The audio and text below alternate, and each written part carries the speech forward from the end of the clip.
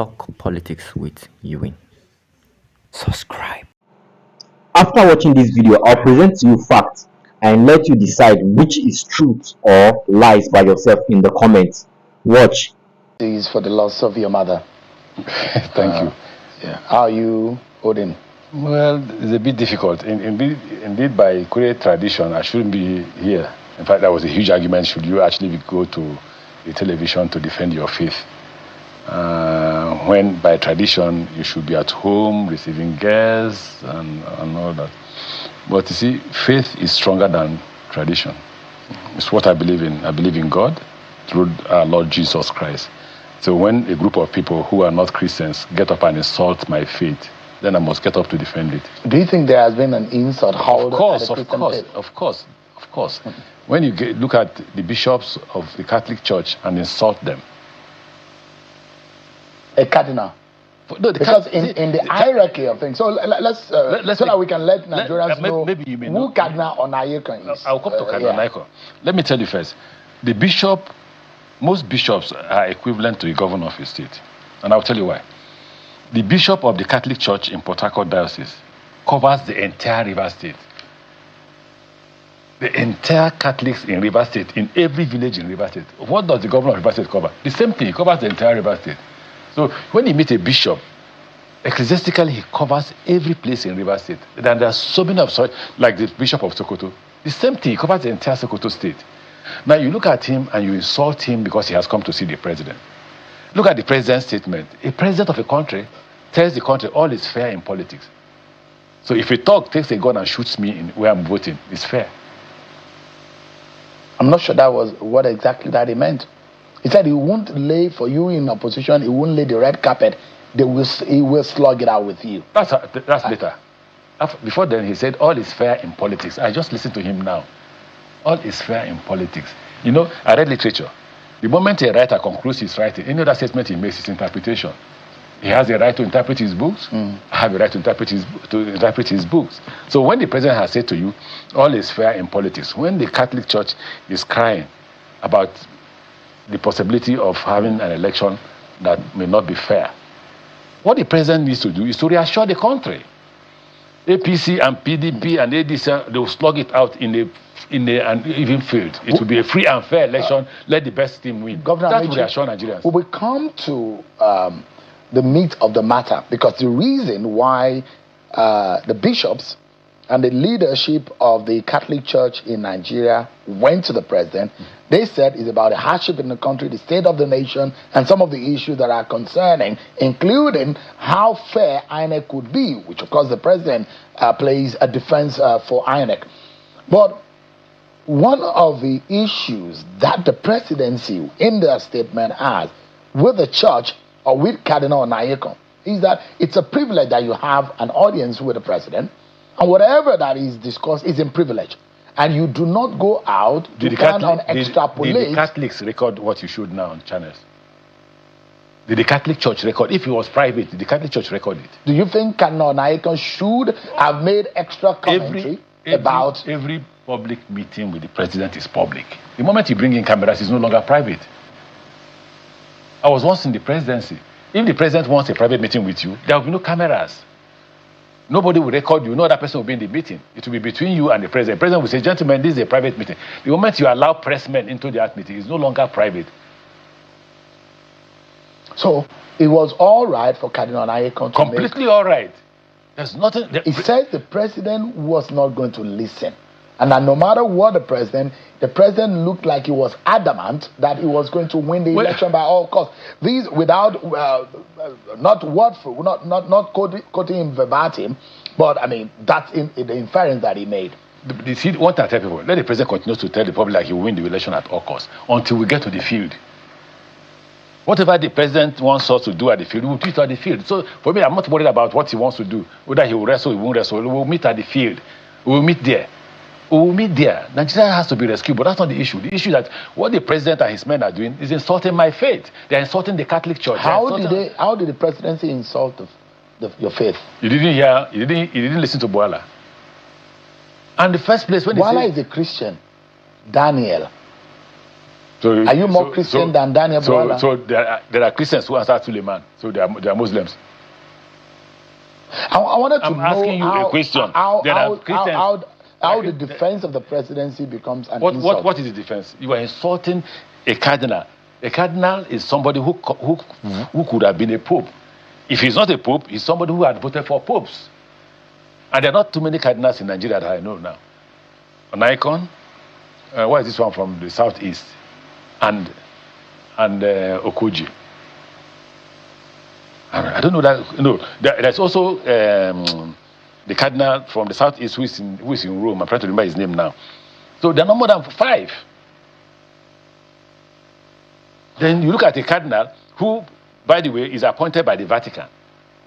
The Catholic Church is the only church in the world that has ecclesiastical department. Sacramental.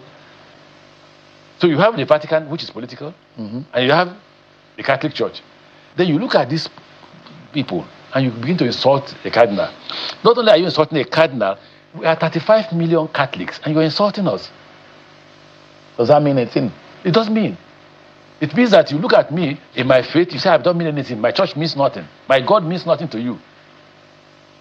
Would Tinubu have said that, or the presidency would have said that, knowing full well that Bola Tinubu's wife is a pastor in the Redeemed Church? Please. Look at the reaction. Go and feed the poor. The church should go and feed the poor. There are 270 million Nigerians, over 200 million Nigerians. Do you think maybe the church had descended to the arena? No, it's not. The church has the responsibility of speaking truth to power. And they do it from time to time. In the case of Buhari, they protested on the street. Did you hear Buhari insult them?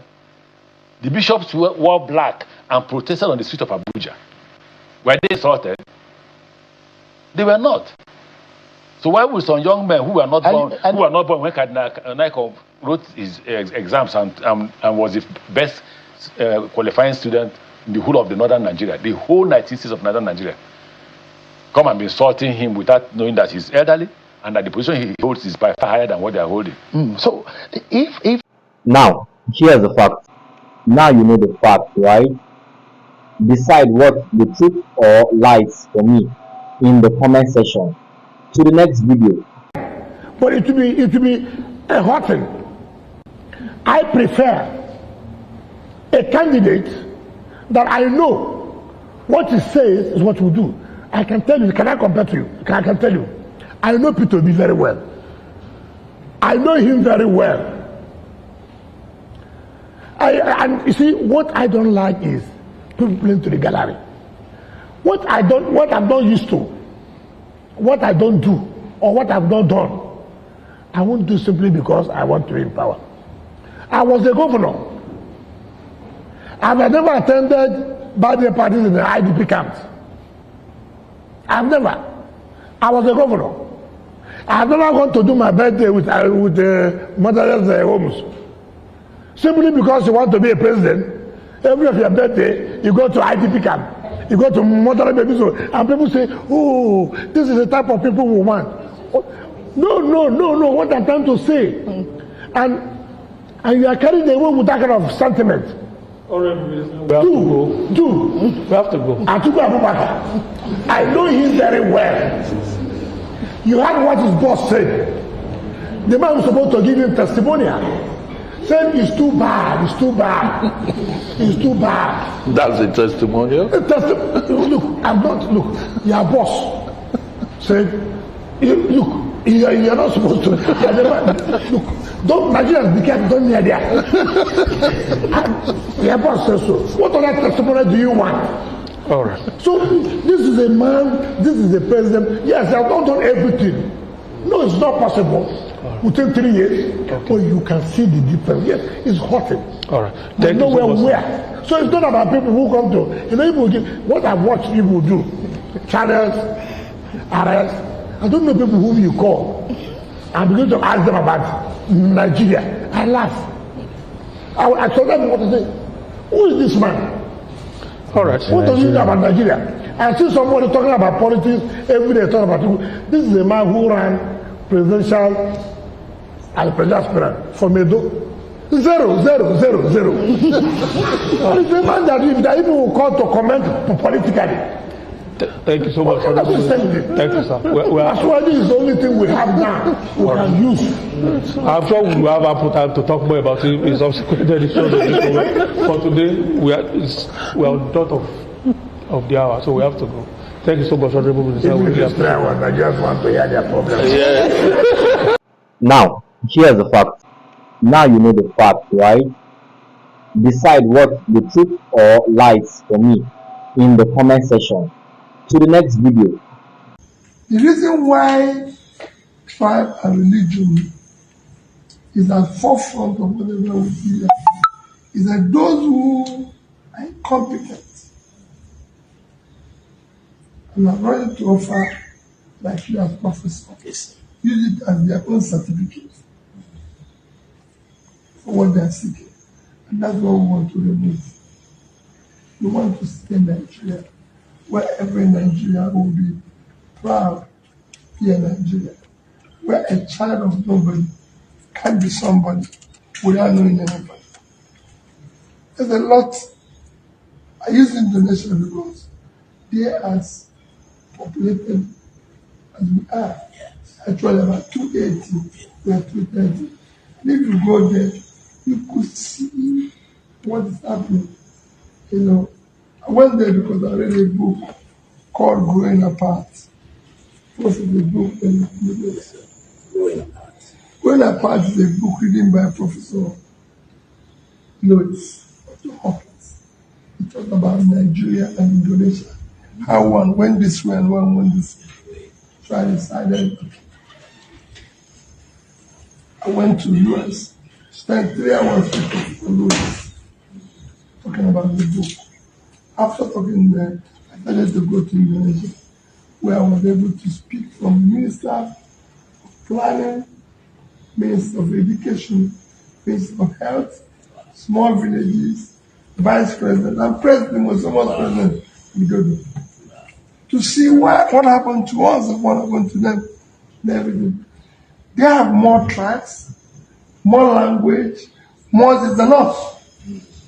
Yet, they've been able to bring all this and move forward when I don't have the problem for us. So, thank you for not letting me. Now, here's the fact. Now you know the fact, right? Decide what the truth or lies for me in the comment section.